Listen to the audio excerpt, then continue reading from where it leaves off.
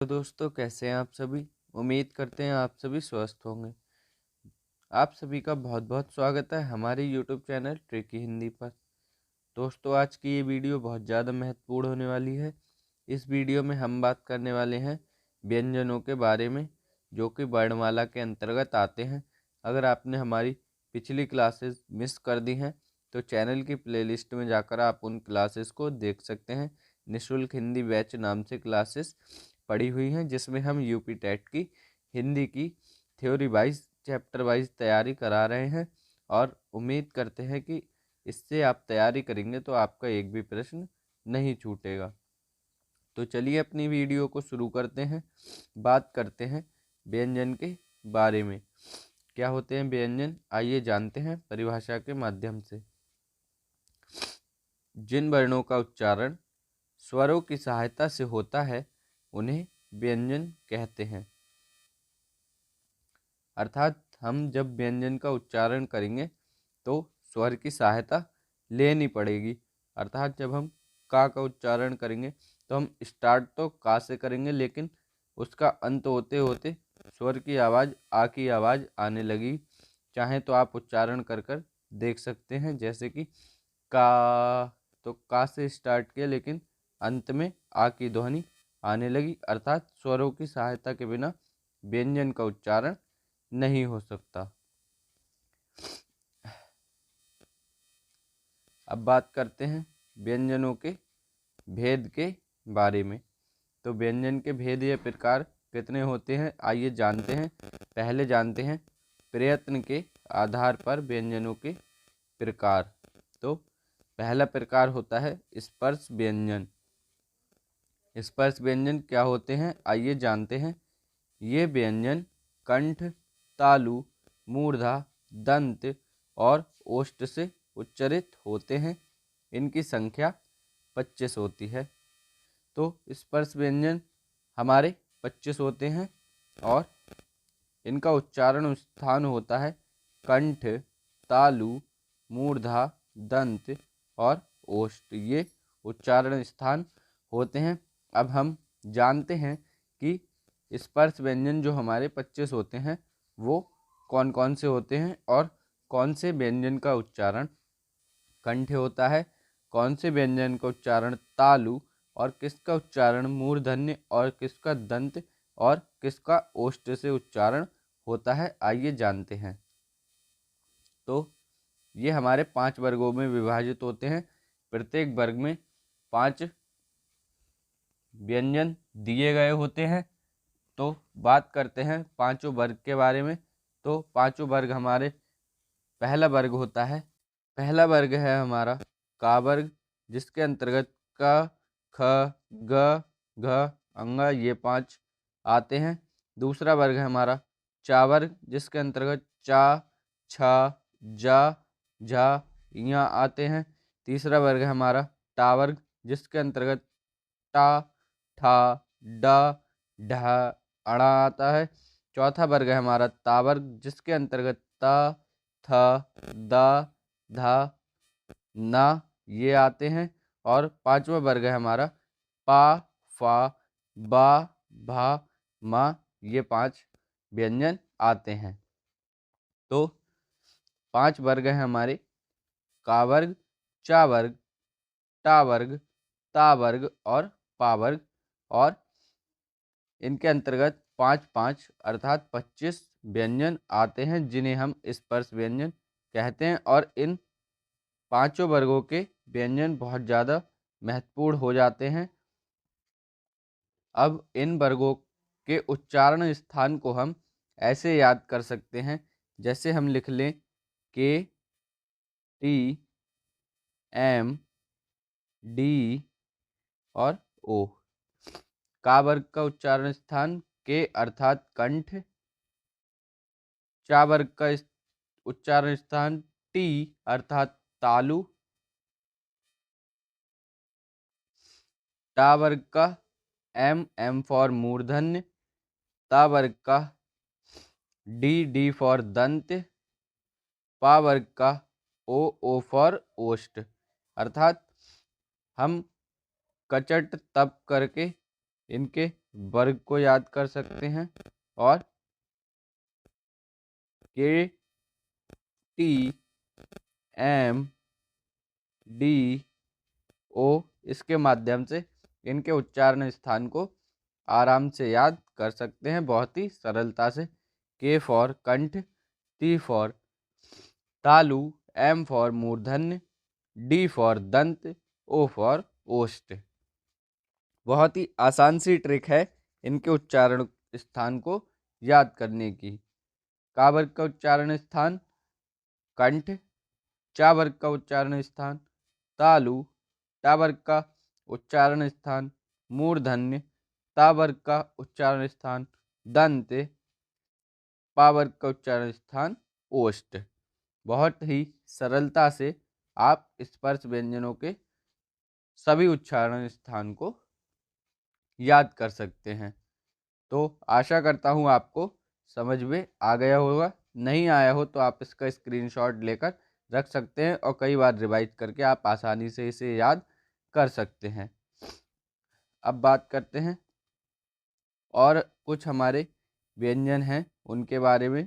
तो दूसरा प्रकार है हमारा स्पर्श संघर्षी व्यंजन।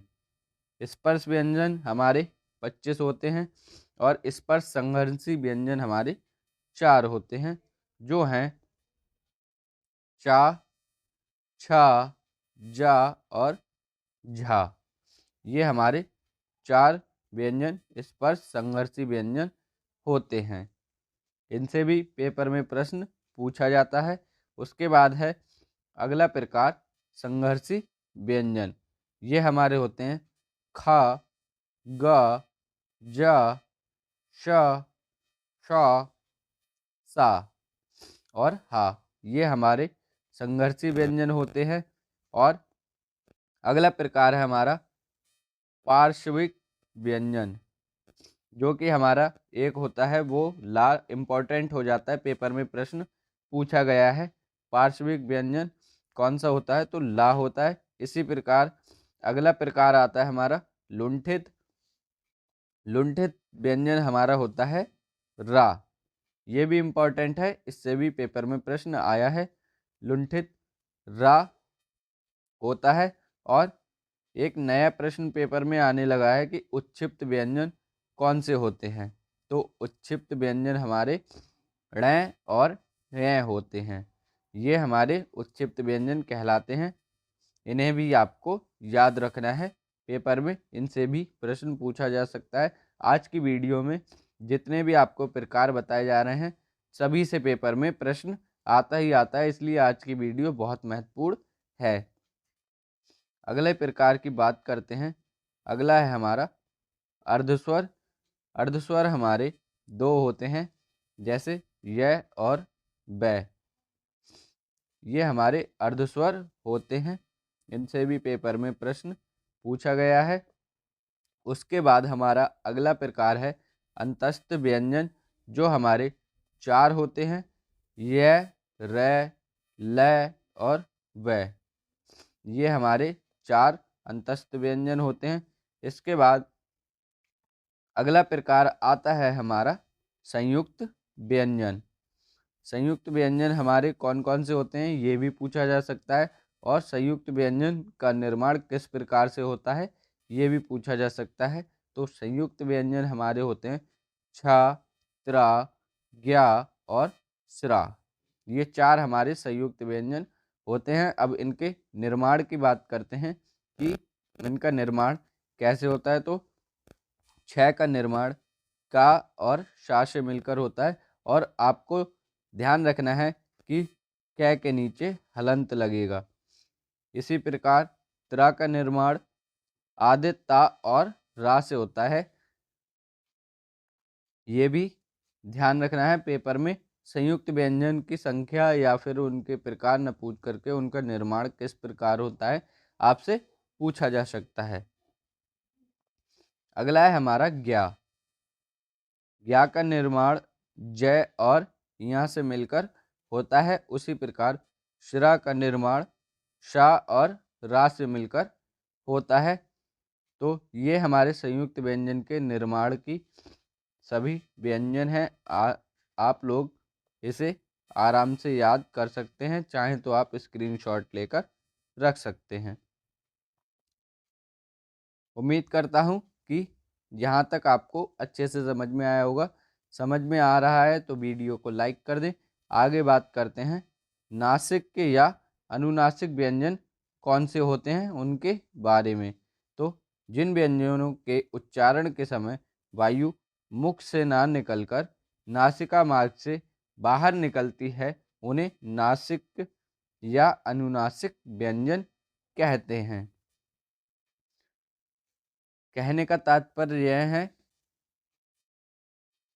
जिन व्यंजनों के उच्चारण के समय जब वायु जो होती है वो हमारे मुख से न निकलकर नासिका मार्ग अर्थात नाक से बाहर निकलती है, उन्हें नासिक या अनुनासिक व्यंजन कहते हैं। जो हमारे होते हैं ये अण, न और मैं। ये हमारे प्रत्येक वर्ग के अंतिम जो पांचवा वर्ण होता है वही हमारा नासिक कहलाता है। यही मैंने आगे भी आपको नोट पॉइंट करके लिख दिया है। प्रत्येक वर्ग का पांचवा अक्षर नासिक के व्यंजन कहलाता है। नासिक के व्यंजन हमारे कौन कौन से होते हैं? अण, य, णा, ना और मा। ये पांच हमारे नासिक के व्यंजन होते हैं। तो एक बार फिर से देखते हैं कि हमने क्या क्या पढ़ा। तो स्पर्श व्यंजन हमारे पांच होते हैं। पांच वर्ग में प्रत्येक में पांच अक्षर होते हैं। का वर्ग का उच्चारण स्थान कंठ, चा वर्ग का तालु, टा वर्ग का मूर्धन्य, ता वर्ग का दंत, पा वर्ग का ओष्ठ। KTM-DO के माध्यम से इसे आराम से याद किया जा सकता है। फिर थे हमारे स्पर्श संघर्षी व्यंजन जो चार थे, चा, छा, जा, झा। ये हमारे स्पर्श संघर्षी थे। उसके बाद थे संघर्षी व्यंजन जो थे हमारे खा, जा, जा, श, शा और सा। उसके बाद पार्श्विक जो कि हमारा एक ला था। फिर लुंठित जो रा था। उच्छिप ण और ढ था। और अर्धस्वर हमारे दो थे, या और वा। अंतस्थ व्यंजन हमारे चार थे, या, रा, ला और वा। संयुक्त व्यंजन छात्रा, ज्ञा और शिरा थे। उसके बाद संयुक्त व्यंजनों का निर्माण था। फिर हमारे नासिक या अनुनासिक व्यंजन थे, तो जिनका उच्चारण करते समय वायु मुख से न निकलकर नासिका मार्ग से निकलती है। प्रत्येक वर्ग का पांचवा अक्षर नासिक व्यंजन कहलाता है।